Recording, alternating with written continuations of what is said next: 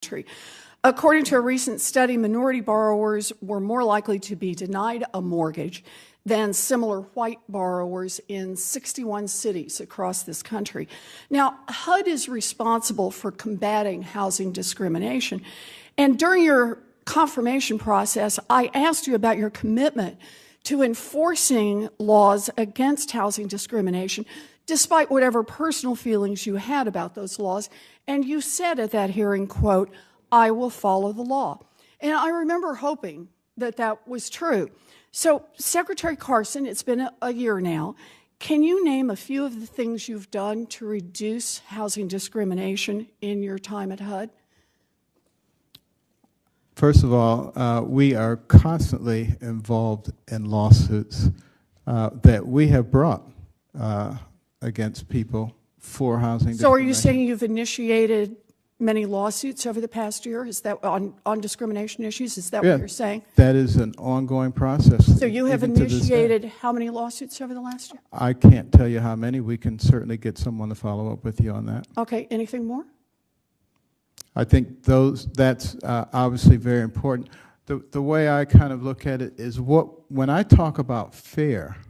I'm sorry, I'm not asking you to get into your description of it. I just want to know what you've done to reduce the specific things you've done to help reduce housing discrimination. And you've said you've initiated many lawsuits, and you'll get back to me on the exact number. And I just want to know other specific things you have done. Anything more? Well, I would simply say that what we do is to try to create a fair environment for all people and all of our policies. So when we create a fair environment for everybody, that means minorities as well. That's the question I'm asking, though, is dealing specifically with discrimination, which is the problem. Yes, Mr. Secretary, I wanted to give you a chance to make your case, because when I look at your track record at HUD, I just see you headed in the wrong direction, that is going backwards. And I want to give you one example. The Fair Housing Act directed HUD to, quote, affirmatively further fair housing. That is the law. And in 2015, HUD implemented that mandate by issuing a rule that required communities that ask for block grants from HUD to analyze obstacles that minority residents face and to propose plans to address them. Civil rights groups and housing advocates at the time said the rule would be an important tool for reducing segregation and discrimination.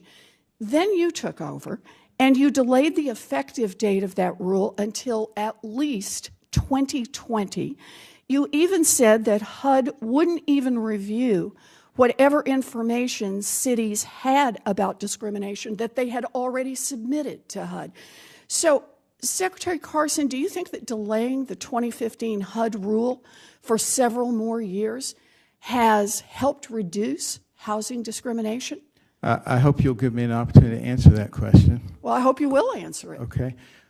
First of all, we were petitioned by dozens and dozens of cities and municipalities to, in fact, delay it because it costs between $100,000 and $800,000 to follow the regulations that were put in place, and they had to hire 2 or 3 people. This is great if you have a lot of money. It's not. Excuse me, Secretary Carson, let me just remind you, this is a question about following the law. The law clearly says affirmatively further fair housing. It doesn't say cut back on that because you're concerned about compliance costs. And I have to say, I am very concerned that you pick compliance costs as your answer when how you previously described your real concern as, quote, that this was a failed socialist experiment to try to reduce discrimination. Let me ask you about another example. The Obama administration had issued a rule on housing vouchers that made a critical change in how the value of a housing voucher was calculated. It was called the Small Area Fair Rent Rule. The Obama administration had collected mountains of data showing that changing the calculation would reduce segregation in metro areas. But when you took over, you tried to delay the effective date of the rule for another 2 years. So did you think that delaying the effective date of this rule would reduce housing discrimination? Well, first of all, we didn't delay it. You tried. Let me tell you what we did. We said those municipalities that are not ready to implement it, because we had multiple people call us, said we can't do this. We said you have another year to get ready. For the ones who were ready to do it, we said you can do it right now or any time up until that year. So we did not delay it. That was a mischaracterization. I'm sorry. The reports were that you tried to delay it and got into some trouble. Those were the reports. That's not the facts. Mr. Secretary, a lot of people are criticizing you for spending tens of thousands of dollars in taxpayer money on fancy furniture. And don't get me wrong, I think scamming the taxpayers is a scandal. But the biggest scandal of your tenure is your unwillingness to do your job and enforce the laws that reduce housing discrimination and segregation across this country. Decades of housing discrimination have helped create an enormous wealth gap between white and black families, and the gap between white homeownership rates and black homeownership rates is 30 percentage points larger than it was back in 1968. In 1968, the typical black family had 1/6 as much wealth as the typical white family. Now it is 1/10. We have gone backwards since the civil rights era. It is HUD's job to help end housing discrimination. That's what the law said. You said you would enforce these laws. You haven't, and I think that's the scandal that should get you fired. Well, I don't think that you have characterized things in any way close to what is accurate, but you're welcome to say whatever you want. No, I really resent that remark.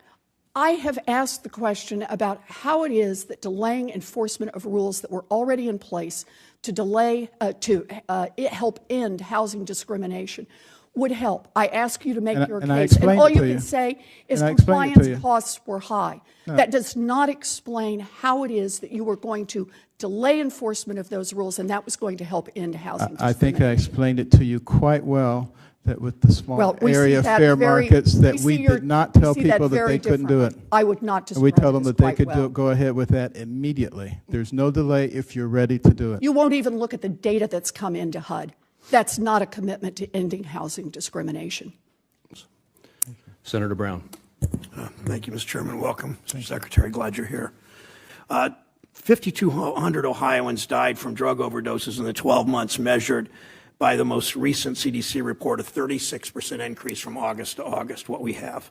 That number probably understates the deaths. You apparently hired a 24-year-old campaign worker with no relevant experience to work on this issue at HUD. Is that true?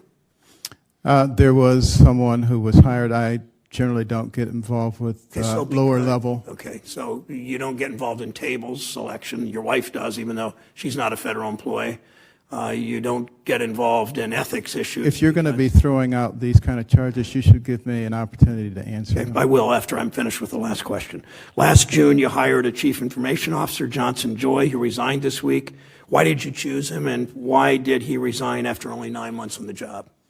He had a tremendous amount of experience in technological advancement, and we needed to make a very significant transformation.